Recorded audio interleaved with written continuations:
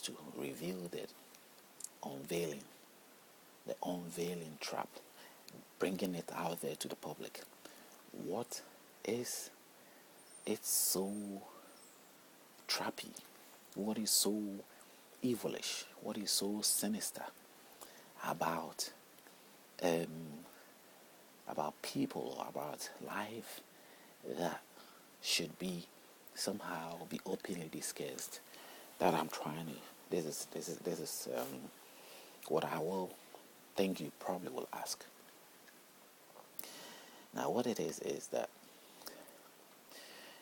the culture and the human being and the religion that comes along with us is not just a body of a person.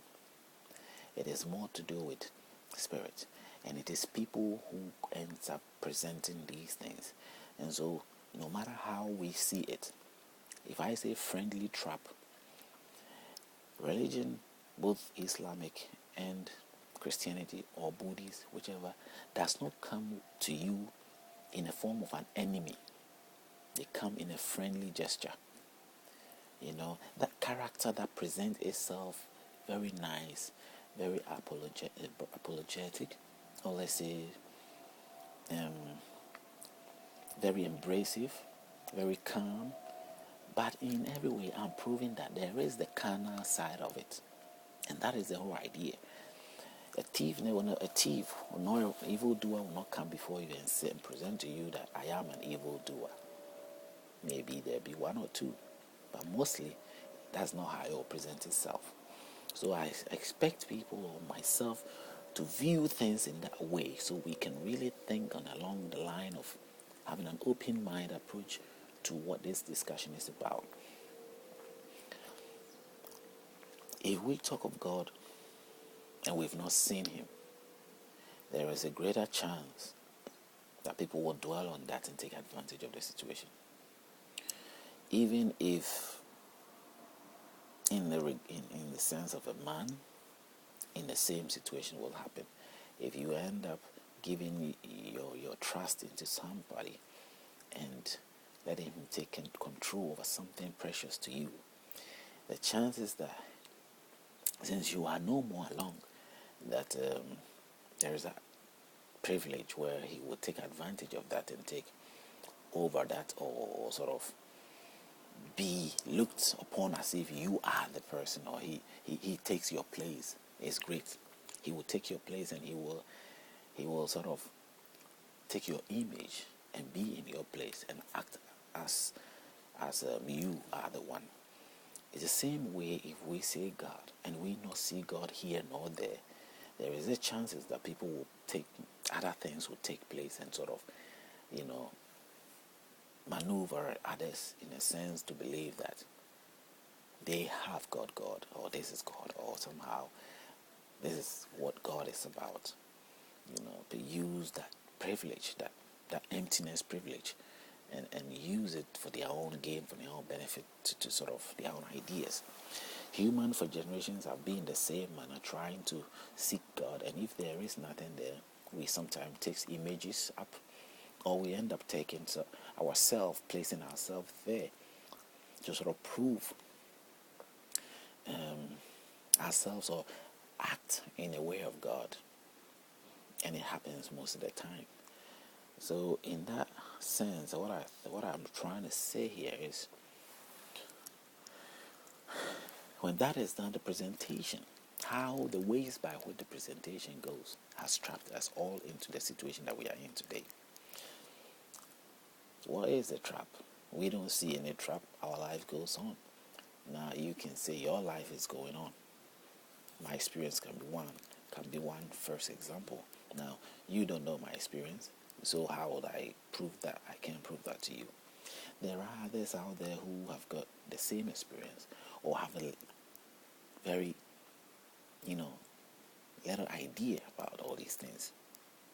They can easily grab it as I put through the message. Now, you might not, but I'll say that look out for it.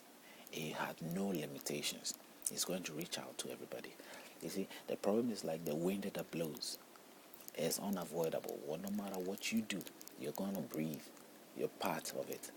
So it's better to know now and to clean the air, or taking measures that you will not end up taking in some toxic, deadly air to damage your lungs, or taking some polluted air and damage your lungs. If you are lucky to have some type of information reaching you before the air reach you, before the dirty air or the polluted air reach you, grab it and take grounds.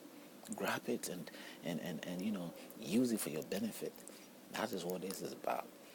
And I'm sure this can reach quicker. Reach quicker. There's a measure of telephone reaching out to people that deserve to be reached out to. Because religion itself is supposed to be peaceful. It's supposed to be loving. It's supposed to be caring. Now, do you see all these qualities? It has been presented that way, but do you really see those qualities? If those qualities really exist, really happens, what takes place, there won't be a tiny bit of problem in our human race. As long as there are problems, then you must think and think again. That if you're going to admit that there is, then you have to have answers to the problems that we sort of experience or we know of. But if these problems are there, they're so clear to us, then we keep claiming that we do have the love and the charitable means and all those things that are taking place, and the religion is peaceful, then we are making a fool out of ourselves. Go to the most highest serious places where religion is highly practiced and see the sort of violence that is there. See the violence that is there, or listen to the news. See the violence that is there, and ask yourself, what sort of religion, what sort of peaceful religion are these? Neither are the people peaceful, neither are the institution that breathe them up even peaceful. So let's think about it. I'm not saying it from my own mind. It's an observation plainly clear for everybody to know. Now, it's not about religion, because religion has got its problem. But it's, at the end of the day, what we need to know is that religion is something else that comes to destroy our mind. What we need to know is to have the facts and the evidence that prove in whatever we believe. Even if we believe in a man or we believe in a spirit, we must have the evidence to prove. The simple definition I gave out is that what is truth? Truth is anything, okay, that can be proved evidentially, with the evidence. That is truth. Now, what are lies? Lies are something that lives in the areas, in the circumstances of where they sort of take advantage of the situation. They don't have any proof that backs it. They can be even having proof of backing it, but they do not generate into a permanent, answerable solution. They are temporary, there to sort of destroy our lives. The truth is what matters. The solid things of life is having the truth of something, but the truth must come with evidence. And if you don't have evidence that backs it, there is no truth to it. If I say there is a God, there must be evidence backing it. If let's say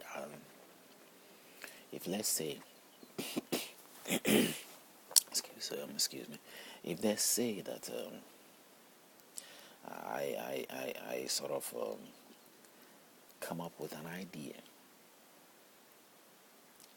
an idea of some imaginative idea, and I cannot prove it for it to materialize.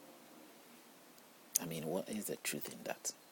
Even if it's building a car or building a motor, and I'm not able to do it for it to materialize for the view of people, what is the truth in it? There is no single truth.